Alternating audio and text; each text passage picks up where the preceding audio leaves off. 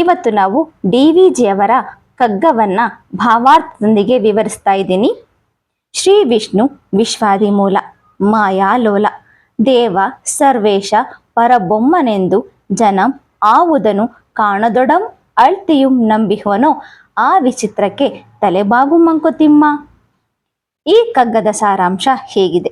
ಶ್ರೀ ವಿಷ್ಣು ಪ್ರಪಂಚಕ್ಕೆ ಮೊದಲು ಮತ್ತು ಮೂಲನಾಗಿರುವನು, ಸರ್ವವೂ ಆಗಿರುವನು, ಮಾಯಾಲೋಲನಾಗಿರುವನು, ದೇವರು ಸರ್ವರಿಗೂ ಈಶನಾಗಿರುವನು ಮತ್ತು ಪರಬ್ರಹ್ಮನೆಂದು ವಿವಿಧ ನಾಮಾವಳಿಗಳಿಂದ ಕರೆಸಿಕೊಳ್ಳುವ ಈತನನ್ನು ಜನ ಕಾಣದಿದ್ದರೂ ಪ್ರೀತಿಯಿಂದ ನಂಬಿರುವರೋ ಹಾಗೆ ಅವರಿಗೆ ತಲೆಬಾಗು ಎಂದು ವಿವರಿಸುವ ಕಗ್ಗವಿದಾಗಿದೆ.